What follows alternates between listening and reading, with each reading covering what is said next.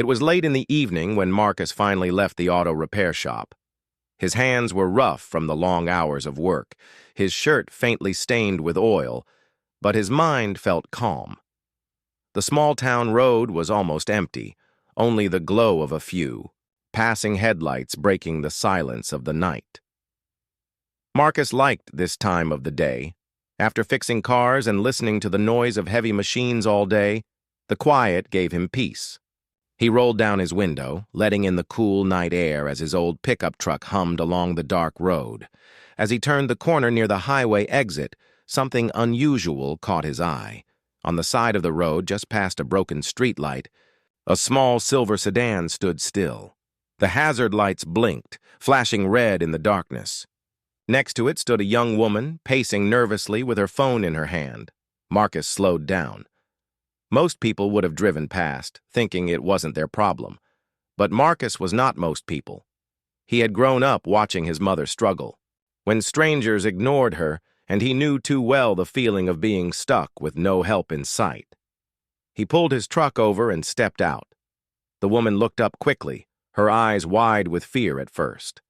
A lone man stepping out of a truck at night might have made anyone nervous, but Marcus raised his hands gently, trying to show he meant no harm.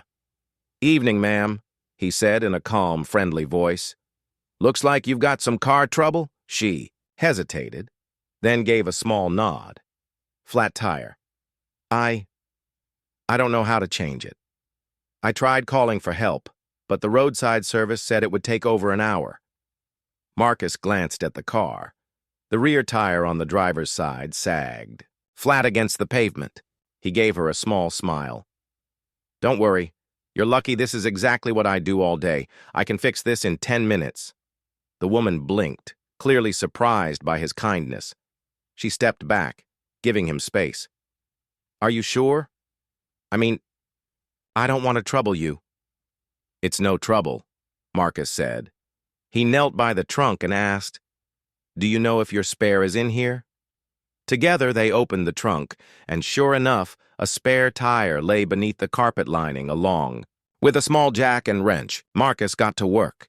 His hands moved quickly, loosening the lug nuts, lifting the car with the jack, and replacing the flat tire with the spare. The woman stood nearby, watching with a mixture of relief and amazement. "You've done this before," she said, almost with a laugh. Marcus chuckled. "Just a few thousand times. This is my day job." "Oh," she said softly. "So you're a mechanic?" "Yes, ma'am. Been fixing cars since I was a teenager. My uncle taught me everything." There was a pause, then she said quietly, "Thank you? Really? I didn't know what to do. Everyone kept driving past, and I thought maybe I'd be here all night." Marcus tightened the last nut, lowered the jack, and stood up, brushing his hands on his jeans. "Well, you don't have to worry anymore. You're good to go." The woman's eyes softened. "I don't even know your name." "Marcus," he replied simply. She nodded. "I'm Claire. Marcus, I can't thank you enough. I was scared out here." Marcus gave a small shrug. "We all need help sometimes. I'm just glad I came by at the right time." For a moment, the tension of the night lifted. The sound of passing cars returned to the background as they stood under the blinking hazard lights. Claire looked at him as though he had saved her from something bigger than just a flat tire. "Can I pay you?" she asked suddenly, reaching for her purse. Marcus shook his head firmly. "No, ma'am. Just promise me you'll drive safe and get that tire replaced soon. The spare isn't made for long trips." Claire lowered her purse slowly, her face touched with something deeper than gratitude. "Most people wouldn't stop." "You didn't even hesitate." Marcus gave a half smile. "My mama raised me to stop when I see someone in need. I couldn't just leave you here." Claire swallowed hard, as though the simple kindness struck her deeply. He walked her through how to check the tire pressure and when to replace the spare, giving her clear, simple instructions. She listened carefully, nodding at every word. When it was time to part, she paused, her voice soft. "Marcus, you didn't just fix my tire tonight. You reminded me that there are still good people in the world. Marcus gave her a modest nod, stepping back toward his truck. Take care of yourself, Claire. As he drove away, the image of the blinking hazard lights fading in his rearview mirror, he felt something he often did after helping strangers, a quiet warmth in his chest. He didn't know her story, and he didn't need to. All he knew was that she had been desperate, and he had been there. What Marcus didn't know, however, was that this simple act of kindness was only the beginning of something much larger. By the next day, his life would change in ways he could never have imagined. The next morning, Marcus woke up earlier than usual. His body was still heavy from yesterday's work, but his mind felt strangely restless. He fixed himself a simple breakfast, eggs, toast, and black coffee, then sat by the small window in his apartment, watching the street below. It was a quiet neighborhood, the kind of place where people usually greeted each other on their way to work, where kids rode their bikes in the afternoon, and where the loudest sound came from delivery trucks. But this morning felt different. As Marcus sipped his coffee, his eyes landed on something unusual. Parked across the street, half hidden in the shade of a tree, was a black SUV. The windows were tinted dark, almost impossible to see through. He frowned. He didn't recognize it. Usually, he knew every car that belonged to his neighbors. Probably someone visiting, he muttered to himself. He didn't want to start his day by imagining things. Still, as he finished breakfast and locked the door behind him, he couldn't shake the sight of the SUV. He climbed into his old pickup truck, started the engine, and drove off. At first, he didn't notice anything strange. The roads were calm. The morning sun painted the sky in gold, and the world felt ordinary again. But a few blocks later, when he checked his rearview mirror, there it was, the same black SUV. Marcus narrowed his eyes. He made a right turn toward the repair shop, and the SUV followed. He slowed slightly, then turned left onto another street, pretending he had forgotten something. Again, the SUV turned. Now that's odd, he thought, gripping the wheel tighter. The vehicle didn't drive too close, but it kept the same distance, steady and watchful. Marcus's chest tightened. He told himself it might still be a coincidence. Cities were full of cars, people shared the same routes every day. But deep inside, his instincts whispered otherwise. When he finally reached the auto repair shop, Marcus pulled into the lot. He parked, got out, and glanced back casually, trying not to look too suspicious. The SUV slowed as it passed by, then disappeared around the corner. Marcus stood there for a moment, his heartbeat loud in his ears. He shook his head and forced himself to focus on work. "I'm just being paranoid," he whispered. "Nothing to worry about." But the thought followed him all morning, no matter how many cars he fixed, no matter how many customers smiled and thanked him. Every time he stepped outside for fresh air, he half expected to see that same dark vehicle again. By lunchtime, Marcus tried to distract himself. He walked to the diner down the street, the one he had been visiting for years. It was a small, cozy place with red booths and the smell of fresh coffee always in the air. The waitress, Rosa, greeted him with her usual cheerful smile. "The usual, Marcus?" she asked, balancing a tray of plates. "Yeah," Marcus said, forcing a smile. "The usual." He sat by the window, trying to relax. For a few minutes, it worked. He listened to the chatter of customers, the clinking of dishes, the sound of the coffee machine. It almost made him forget about the SUV. But then, as his plate of fries and burger arrived, Marcus glanced outside. His stomach dropped. Across the street, parked just far enough to not look suspicious, was the same black SUV. This time, he was certain. It wasn't a coincidence. It was watching him. Marcus tried not to react. He took a slow bite of his burger, his eyes fixed on the table, but his mind raced. Why would anyone follow him? He was just a mechanic. He lived a simple life. He didn't owe anyone money, didn't have enemies, didn't deal with shady people. Unless his thoughts flashed back to last night. The woman with the flat tire. Claire. Could it have something to do with her? She had seemed scared before he arrived. Maybe there was more to her story than just car trouble. Marcus pushed his plate away. He had lost his appetite. After paying the bill, he left the diner, his steps steady, though his heart pounded. The SUV remained parked, engine off, like a silent shadow. He climbed into his truck, started it, and pulled away.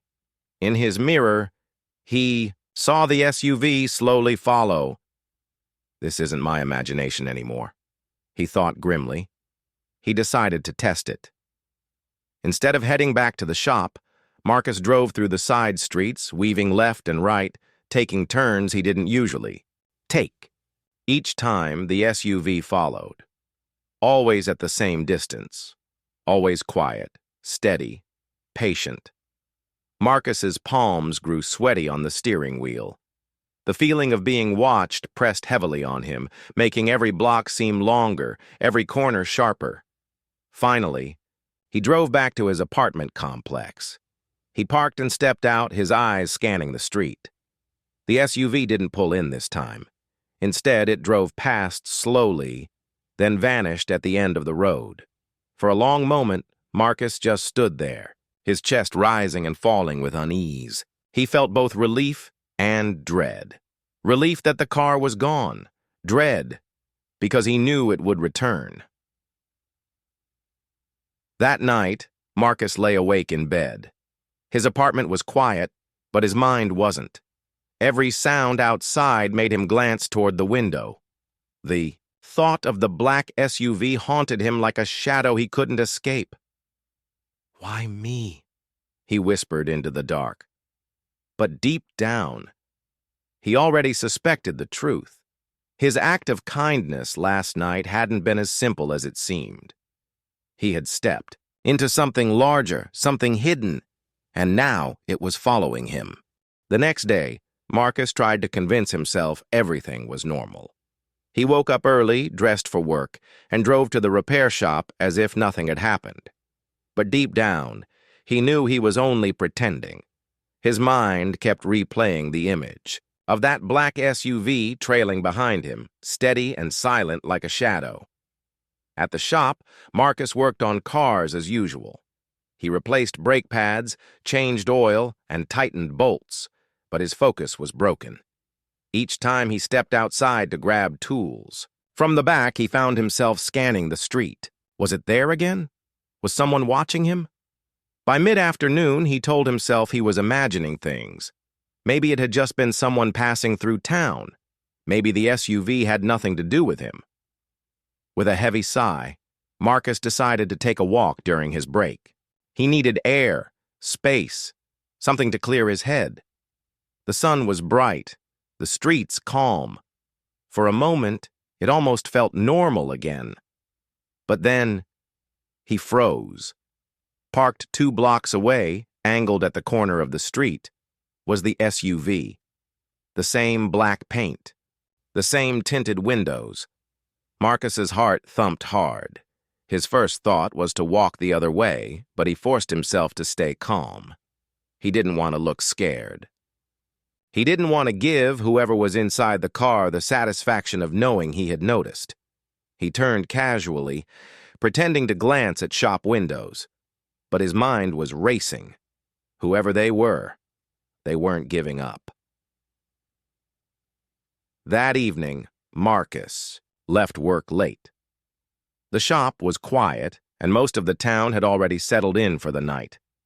As he drove home, the road felt emptier than usual. He checked his mirrors again and again, and there it was, the SUV. It didn't get too close, but it didn't fall too far behind either. It was as if the driver knew exactly how to keep pressure without being obvious. Marcus's hands tightened around the steering wheel. "This has to stop," he muttered under his breath. He decided to test them again. Instead of going straight home, he drove toward the edge of town, past the gas station, toward the back roads where traffic was rare.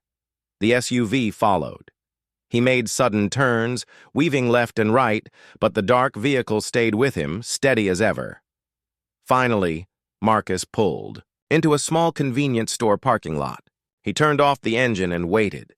The SUV slowed as it passed, then parked across the street. For the first time, Marcus felt a spark of anger push through his fear. He was tired of running, tired of guessing.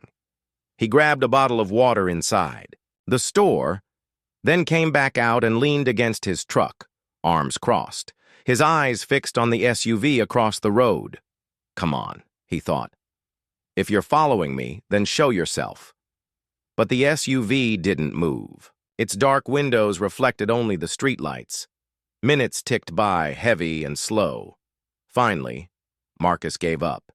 He climbed back into his truck, drove home, and tried to act like nothing had happened. But sleep didn't come easy.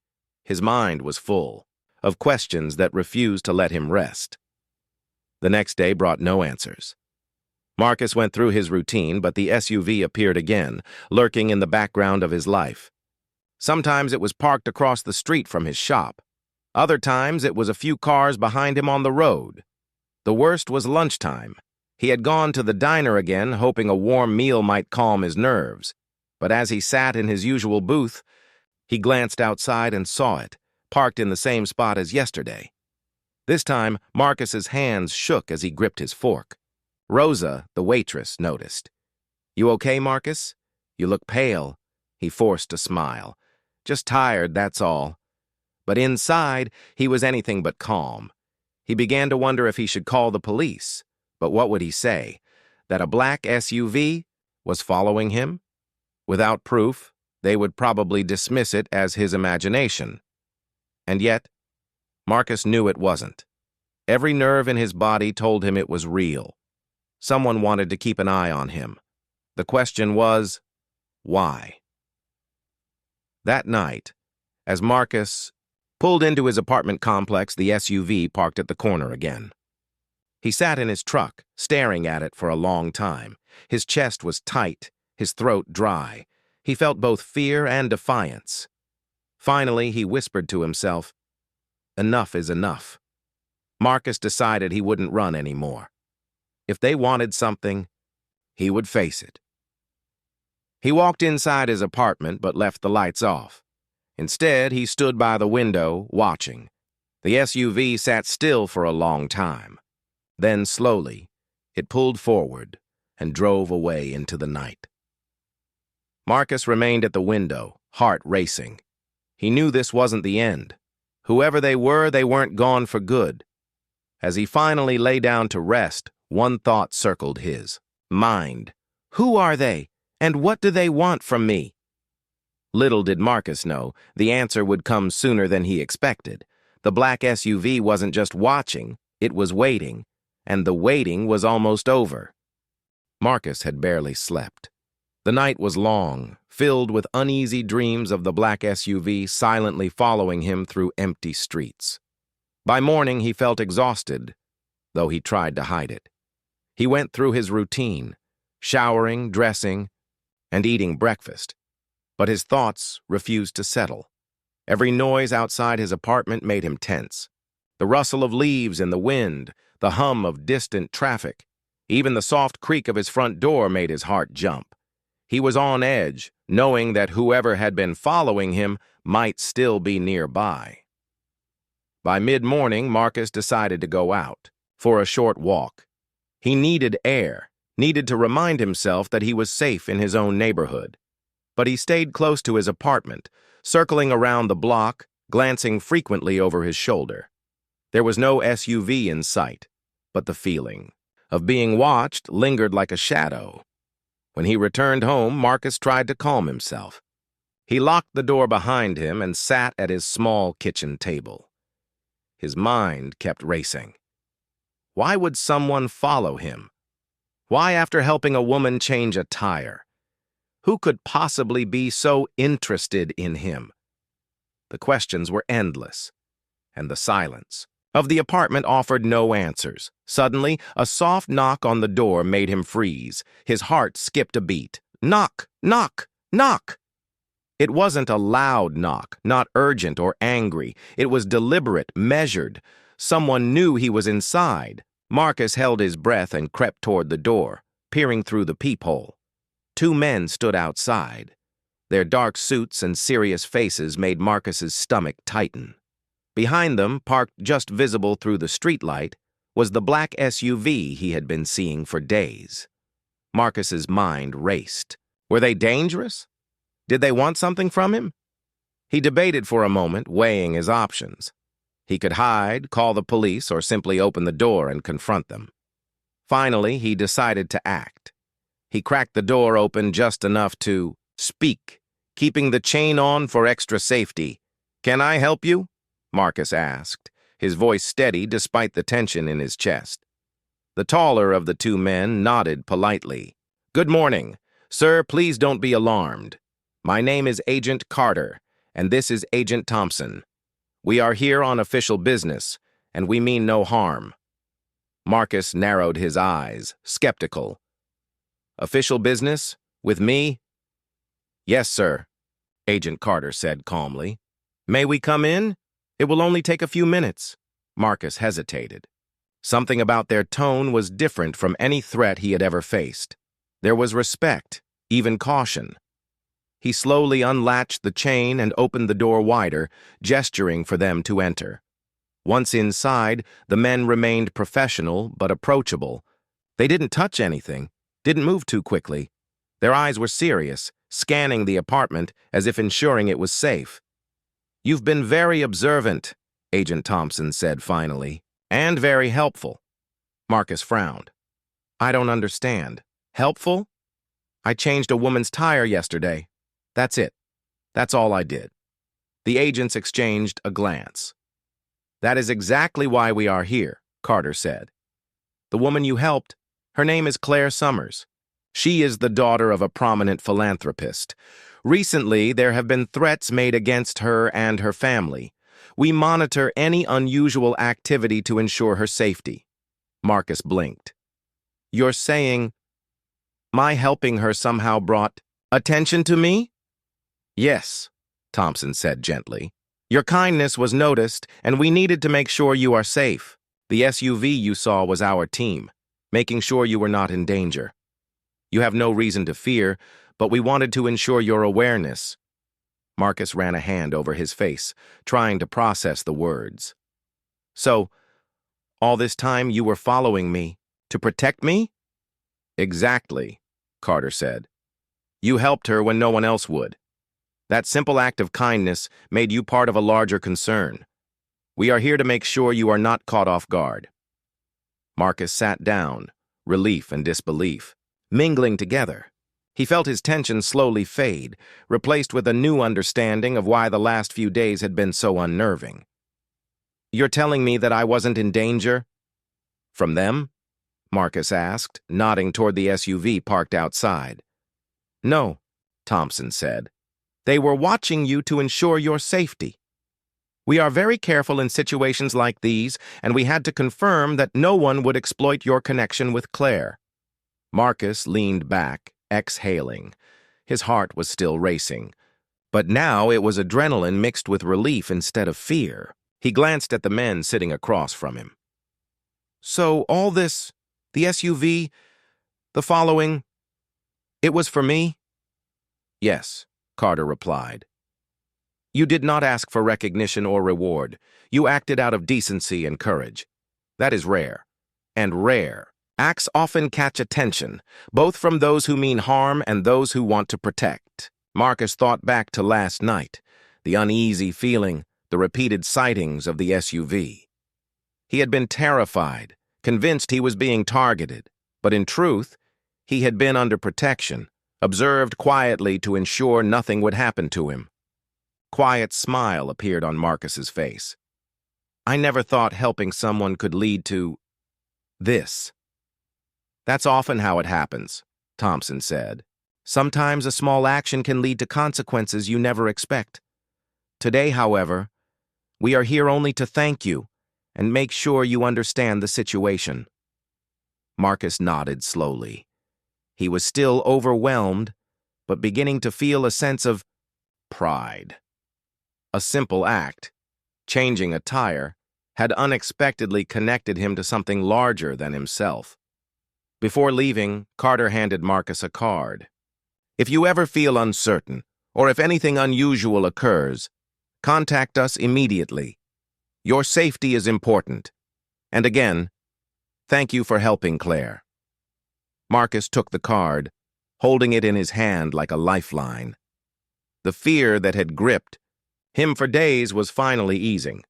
The agents gave a polite nod, stood, and walked to the door. As they left, the black SUV pulled away, disappearing into the night as quietly as it had arrived. Marcus closed the door and leaned against it, finally, allowing himself to breathe. He had faced the unknown, endured the tension, and learned that sometimes danger is not what it seems. Sometimes kindness leads to unexpected protection and unexpected connections. For the first time in days, Marcus felt truly safe, and though questions still lingered in his mind, he knew he had done the right thing, and that alone gave him a quiet sense of strength. The next morning, Marcus woke with a mix of curiosity and nervous excitement. The events of the past few days had left him on edge, but the meeting with the agents the night before had also sparked something else, a sense that his simple act of kindness might lead to something meaningful. He got ready for work as usual, but today, instead of going straight to the repair shop, he received a call from Agent Carter. "Marcus." Carter's voice was calm but firm. "We have arranged for you to meet Mr. Summers, Claire's father, this evening. He wishes to personally thank you for helping Claire and ensuring her safety. Your presence is requested at his estate. Do you understand?" Marcus swallowed. "Yes, I understand. Thank you, sir." The words made him nervous. He had helped Claire with a tire. Nothing more. The idea of meeting her father, a man of high status, seemed intimidating, but he also felt a sense of pride. Maybe, he thought, kindness really did have its rewards. That evening, Marcus arrived at the Summers estate. It was unlike anything he had seen before. An elegant mansion surrounded by tall gates and manicured gardens. The driveway was lined with soft lights illuminating the path.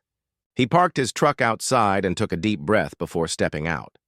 He was greeted by two more agents who guided him through the entrance. The halls were wide and silent, the walls adorned with artwork and photographs of the family. Marcus felt slightly out of place, his simple work clothes contrasting sharply with the grandeur around him. Finally, they arrived at a spacious living room. Sitting there, waiting with a warm but measured smile, was Mr. Summers.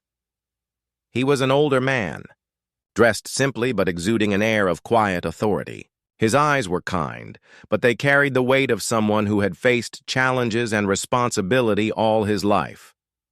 "Marcus," he said, standing and extending his hand. "Thank you for coming." Marcus shook it, still feeling a bit nervous. It's my pleasure, sir. I didn't do anything special." Mr. Summers shook his head. "You may think that, but helping my daughter yesterday when she was stranded and frightened is more than most would do. It was an act of true kindness, and for that I am grateful." Marcus felt his cheeks warm. "I just saw someone in need and helped. That's all?" "Exactly," Summers replied gently. "It's often the simplest actions that reveal the best about a person. You acted without expecting anything in return. That is rare in this world, Marcus." Marcus listened, absorbing the words. He had never thought of himself as extraordinary. He just believed in helping people when he could. Mr. Summers continued. "We have been cautious recently because there have been threats against our family. Some of those threats are serious. When we heard about your involvement with Claire, we wanted to ensure your safety. That's why the SUV and the agents were following you." Marcus nodded slowly. "I see. So all the fear, the following, it was protection, not danger." "Yes," Summers confirmed. "You were never at risk from us." Quite the opposite. We had to make sure no one could take advantage of your kindness. It is rare for someone like you to act purely out of goodwill." Marcus felt a mixture of relief and surprise. He had spent days worrying, imagining threats everywhere, and yet it had all been a careful form of gratitude and caution.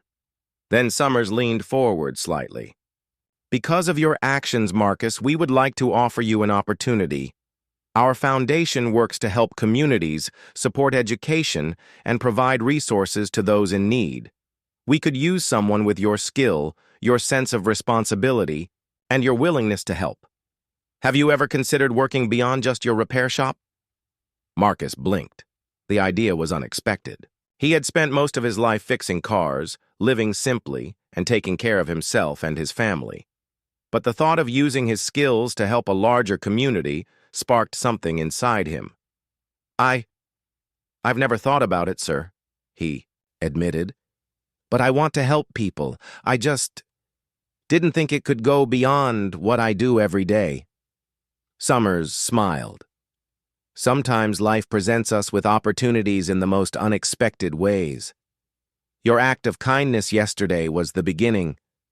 Helping Claire changed more than her night. It opened a door for you, too. We would be honored if you joined our foundation's community outreach program." Marcus felt a rush of emotions: gratitude, humility, and a bit of disbelief. He never imagined that changing a flat tire could lead to this moment.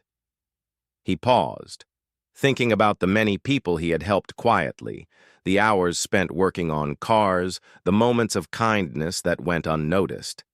And now, suddenly, there was recognition and an opportunity to make a bigger difference. I would be honored, sir," Marcus finally said. Mr. Summers nodded, pleased. "Good. We will start with small projects, helping neighborhoods in need, providing support where it matters most.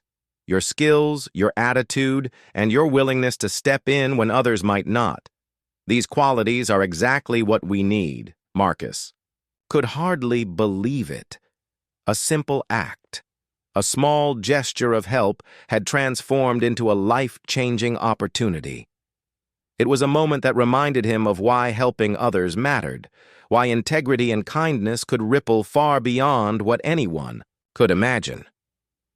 Before leaving, Mr. Summers said, "Remember, Marcus, the world needs people like you, people who act without expecting reward, who notice others in their moment of need. Never underestimate the power of simple acts of kindness." Marcus nodded, feeling a warmth in his chest. He realized that sometimes the smallest actions could lead to the biggest changes, and sometimes the world surprises you when you least expect it. That night, as Marcus drove home, he thought about the past few days: the flat tire, the fear, the SUV, and now this incredible opportunity. He understood one thing clearly: helping someone, even in a small way, could open doors you never imagined. And for Marcus, a simple act of kindness had changed not just Claire's night, but his entire life. The next morning, Marcus woke up with a mix of excitement and nervous energy. Today wasn't just another day at the repair shop. It was the first day he would step into a new world, a world he had never imagined.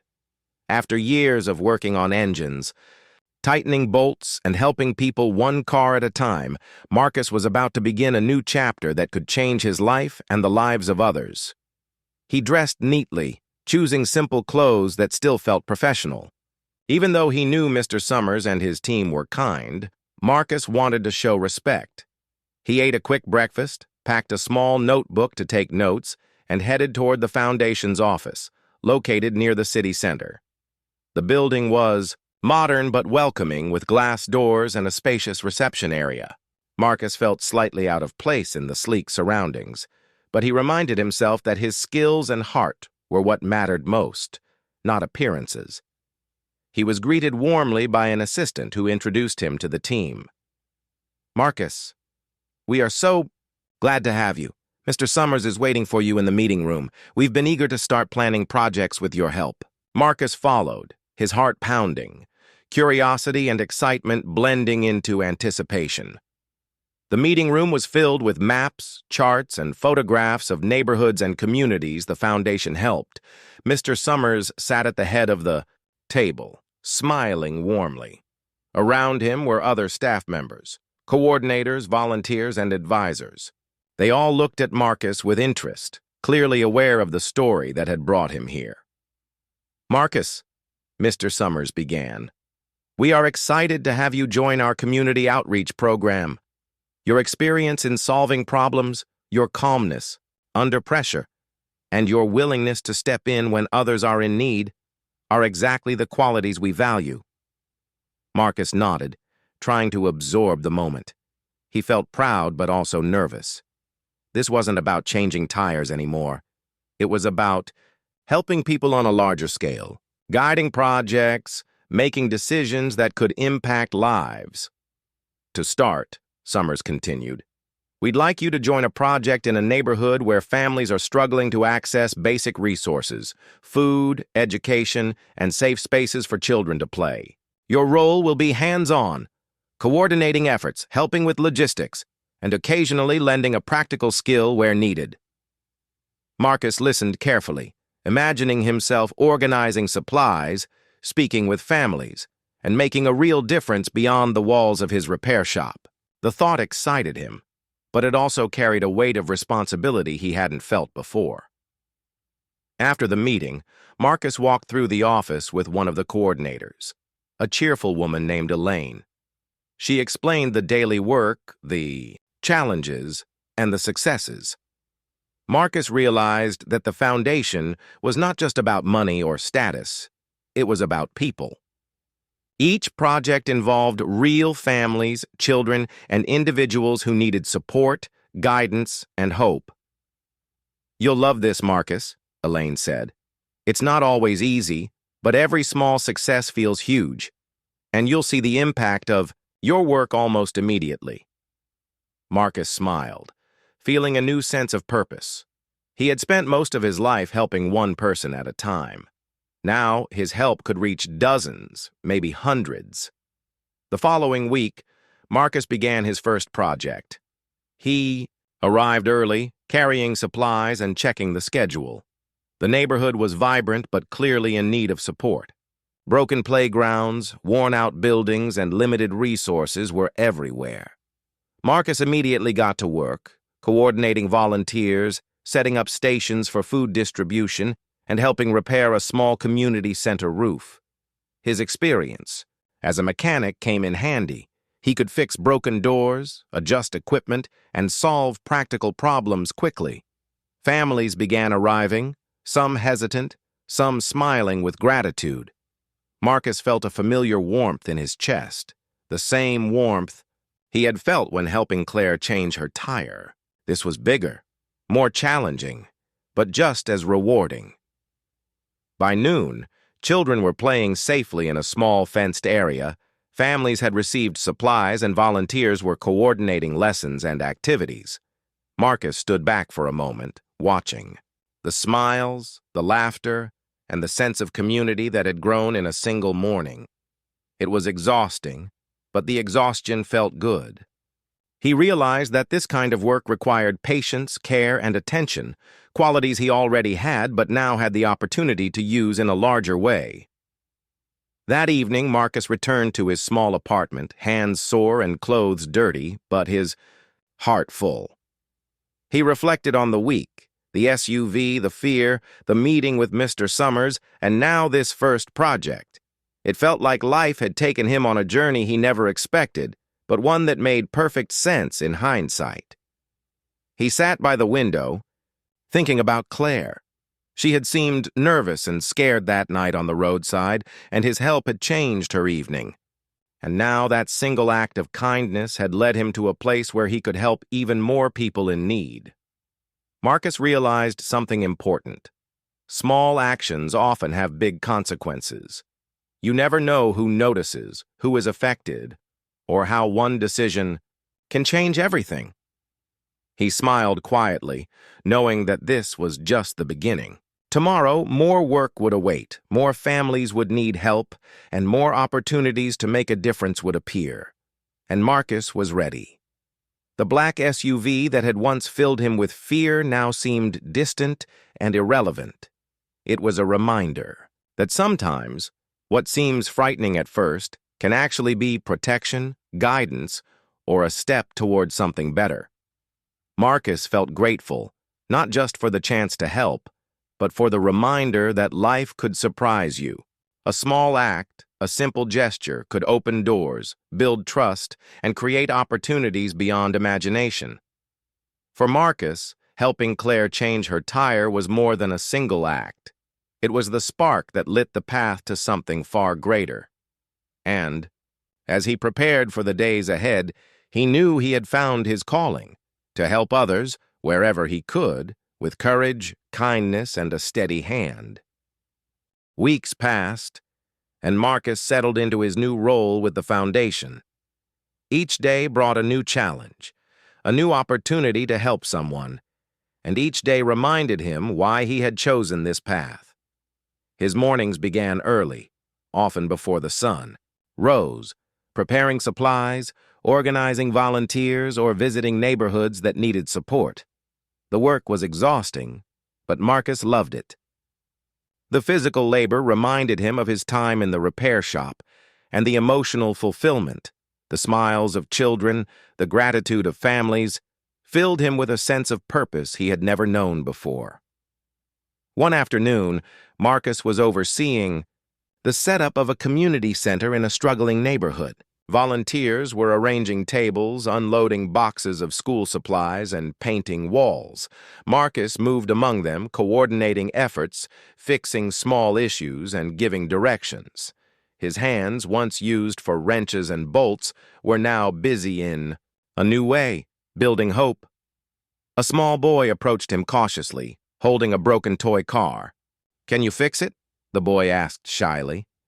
Marcus smiled, kneeling down to inspect it. "Sure, I used to fix a lot of things like this," he said. With careful hands, he adjusted the wheels and tightened a loose axle. "There, good as new." The boy's face lit up with joy. "Thank you," he shouted, running to show his friends. Marcus felt that same warm feeling he had experienced when helping Claire with her flat tire, the pure happiness of making someone's day better. By the end of the day, the community center was transformed. Fresh paint brightened the walls, tables were stacked neatly with supplies, and volunteers were chatting happily, proud of their efforts. Marcus stood back, taking a moment to breathe, feeling the weight of satisfaction settle over him. That evening, Marcus returned to his apartment tired but content. He sat by the window, looking out at the quiet streets below. His mind wandered back to the events that had brought him here: the flat tire, Claire's desperation, the black SUV, and the meeting with Mr. Summers. It amazed him how a small act of kindness could ripple outward, touching so many lives in ways he could never have predicted. He realized that helping someone wasn't just about solving an immediate problem. Sometimes it could open doors, build trust, and create opportunities far beyond imagination. As he reflected, his phone buzzed. It was a message from Claire. "Thank you again for helping me. My dad and I will never forget it. Hope your new work is going well." Marcus smiled. He typed back quickly, "It's going great. I'm learning a lot and helping more people than I ever imagined. Thank you for letting me help you that night." The message reminded him that kindness wasn't just about what you give. It was about connection. One small act could strengthen bonds, inspire gratitude, and create lasting change. Days turned into weeks, and Marcus grew more confident in his role. He led teams on multiple projects, repaired community facilities, organized school supplies, and coordinated volunteer programs. He encountered challenges, limited resources, unexpected setbacks, and moments when patience was tested, but he faced them with determination and calm. One afternoon, Marcus received a call from Mr. Summers. "Marcus, we have a new project," in a neighborhood that has been particularly neglected. It will require careful planning, leadership, and dedication. I believe you are the right person for this. Can you lead it? Marcus felt a thrill of pride. Yes, sir. I'll do my best. By the following week, Marcus was on site, surveying the area. The neighborhood was run down with worn-out playgrounds, broken streetlights, and families struggling with daily needs. Marcus immediately started organizing volunteers, assigning tasks, and mapping out a plan. Throughout the project, Marcus's hands worked tirelessly, repairing playground equipment, painting walls, and fixing broken doors. But it wasn't just the physical work that mattered. He spoke with families, listened to their concerns, and provided guidance. He realized that leadership wasn't just about telling people what to do, it was about understanding their needs and helping them find solutions. By the end of the week, the neighborhood had transformed. Children played safely in the renovated playground, families received essential supplies, and the sense of community grew stronger. Marcus stood back, exhausted but fulfilled, as volunteers congratulated each other and shared smiles of pride. That evening, Marcus returned home, his hands scratched and sore, but his heart full. He thought about the journey that had brought him here. A flat tire on a quiet road, a scared woman named Claire, a black SUV that had seemed threatening. All of it had led to this moment.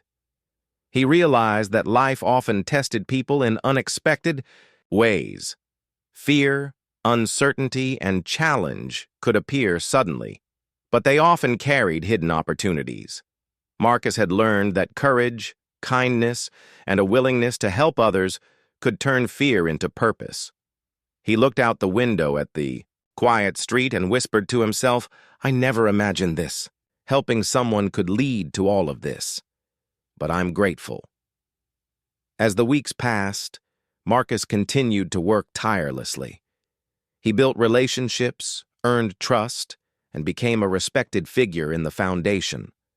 Families remembered his kindness. Children cheered at his arrival, and volunteers admired his dedication. Marcus had found his calling, not just fixing cars, but fixing lives, even in small ways wherever he could.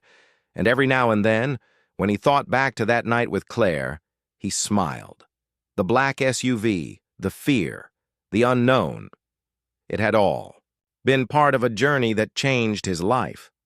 Sometimes he realized the world has a way of guiding people to their true path, if only they are willing to act with kindness and courage. Marcus knew he would never forget that night. A simple act of help had grown into something far greater, proving that even small actions could ripple outward, touching lives in ways no one could predict. And for Marcus, that was the most rewarding part of all. He leaned back in his chair, exhausted but happy, feeling a deep sense of peace. His journey was far from over, but he had found the path he was meant to follow, one of compassion, courage, and the simple, powerful act of helping others. And in that moment, Marcus understood that life's turning points often come quietly in ordinary moments with the simplest gestures. One flat tire had changed everything.